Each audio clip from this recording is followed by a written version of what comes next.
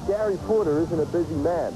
The gentleman from Wadesboro, North Carolina, is doing it again this year, traveling around the country and entertaining his thousands of fans in race after race. One of our Super Trax crews recently spent some time with Gary to find out how he's doing. I'm Steve McDonald with Gary Porter from Wadesboro, North Carolina. We are indeed a long way from Wadesboro, North Carolina, Gary, and so are you. 6.5 years ago you got going in this business. Talk about how you got into it. Well, we started back in 1985. My brother, he opened a four-wheel drive center, and he needed something to advertise for the shop there to help promote it. And me and him both was interested in monster trucks, so, we sort of teamed up together and went for it. We built the first truck and just started doing local shows, and we started, just building and building and getting bigger and bigger into it. So here we are today. In the very beginning, when I quit my public job and went on the road full-time, I couldn't afford to hire anybody to go with me. So I just, took off by myself, and I would buy, canned food, soup, and stuff, in the grocery stores. I'd go back to the motel room and heat it up in the sink, under the hot water. And, that's how I got started, just trying to, save every dollar I could and, try to invest and make my equipment, more competitive.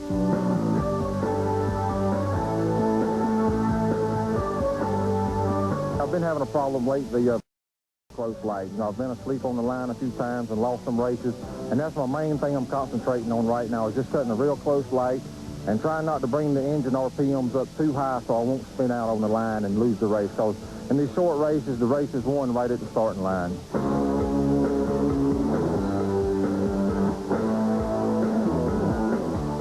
A lot of the time, you just have a gut feeling where you won or lost. I mean, you really can't tell in the truck exactly, but you just have a gut feeling, and most of the time, as soon as you cross the finish line, you know where you won or lost. When you're on the road, there's a lot of thousands of miles that you travel all by yourself. That's got to be tough. It is. Well, like this year, I've already been to California and back by myself, and that's a lot of hours just sitting in the truck, by yourself, just listening to the radio and talking once in a while on the CB, and a lot of thoughts go through your mind. You wonder if it's even worth it. Why am I out here? I don't have no personal life back home, and sometimes I just want to quit and go back and have a normal life. Now, last year, you had that very decision in front of you. Yeah, I was ready to quit, and I had everything for sale. I was ready to sell out and just go back, and live a normal life and live at home. And then, some things turned around, some things I like. I'm looking for a big sponsor, to come around, and, I'm here to stay now. Why do you do it, Gary?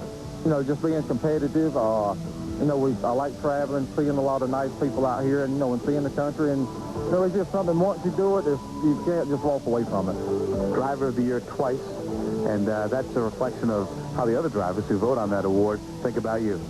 Well, I try to help them all I can, because being out here by myself, I have to depend on them a lot. There are a lot of stuff I can't do on the truck by myself, and I have to go over and ask them to help me.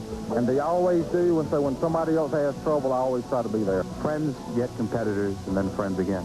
That's right. Everybody's friends, out in the pits, in the motels, on the road. Everybody will help everybody. So when you pull to the line to race one of them, you better believe they're not going to cut you any slack. Thanks to Gary Porter for spending some time with us. And good luck, Gary, in the racing that lies ahead. When we return on Super Trax, the Final Four from the Silverdome in Pontiac, Michigan. So, stay with us. Hey, in the Silverdome in Pontiac, Michigan, the brand new and wicked-looking snakebite will take on Master of Disaster. And Pony Express faces Barely Tame for the right to move on to the championship round. Here to describe the action is the voice of Super Trax, Scott Douglas. The Silverdome semifinalists working their way onto the track to get ready to see who's going to go to the finals. Here with our monster truck competition on Super Trax. It'll be Snakebite taking on the Master of Disaster. Master is the only Chevrolet left in the field. Then Pony Express goes side by side with Barely Tame. There you see the Ford of the Snakebite on the right. The Chevrolet Master of Disaster is on the left of the screen. Joe Nooney was able to catch up with Jim Thomas, the driver of Master of Disaster. How's it going so far in the Silverdome track? It's going great. I had an excellent run last time. I kept her straight between cars and held her wide open. That's the main thing. That's an interesting point. Are you wide open all the way through, or do you ease off at the centerpiece here where it goes back to concrete? No, I don't let up for nothing. That's the way you've got to drive it when you're going to take on this guy. Colt Cobra behind the wheel of the Snakebite Ford. Well, the way you're driving it, you almost seem to have an easy time with it. I noticed that you seem to ease off the throttle after the first set of cars. That looks like technique you've developed. Well, over the years, we've learned a lot of different driving experiences. I learned by letting off the throttle a little bit, it'll bring the front end down faster, and I have more time on the ground where I can set up for the second set. It almost looks like you're on smooth ground. Well, so far, like I said, the Ford Snakebite's been doing a real good job. We're going to keep it up. We're going to keep pounding on these guys for the rest of the year. And one more thing. I noticed when you were, announced that you were in the semifinals, you got a big round of applause. You quickly seem to be becoming a fan favorite here at the Silverdome. That's right. We run on television all last year. We brought this truck out. It's totally unique. It's totally different. People like it. Everybody's falling in love with it. This is taking a little bit of time. Snakebite ready to go. Let's watch both the trucks in between the two sets of cars because you heard both drivers say they're going to handle it differently. Let's see. It looks like Snakebite had the better way of handling that distance between the sets of cars. He gets a victory. Oh, Master of Disaster almost ran into it.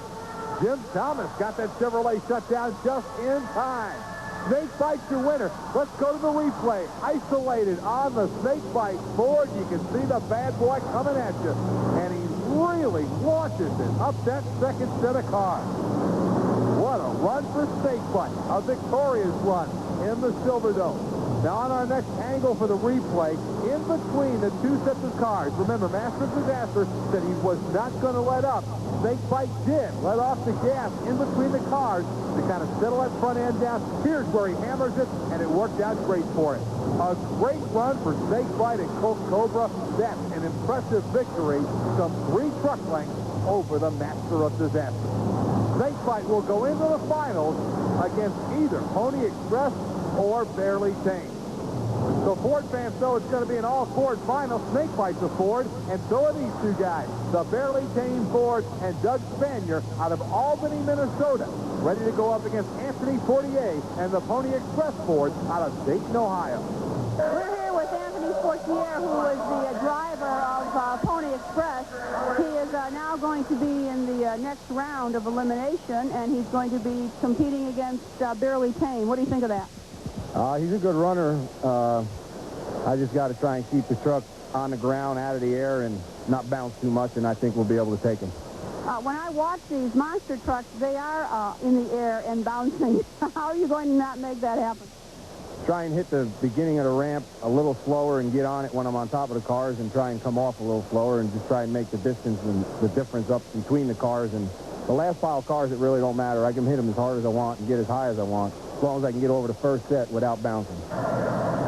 Ready to go. You can see Barely Tame. Thumbs up from Doug Spanier. He's looking for a green light, and it's showtime. Wild run for the Pony Express, and that's going to cost him.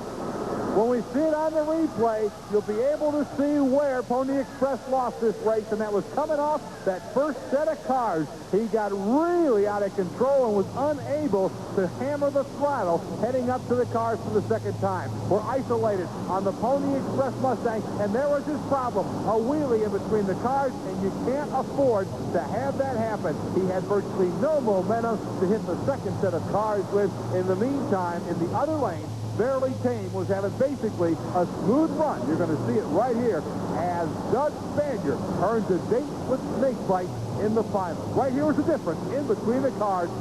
Pony Express in trouble, and a good solid shot from Barely Tame. Doug Spanier takes the victory, no doubt. If Pony Express did not pop the wheelie, he'd have won the race. So here's our Goodyear second round results bracket. Snakebite defeats Master of Disaster. Barely Tame knocks off Pony Express. Those two Fords will meet in the final. So it's Snakebite and Barely Tame in the finals.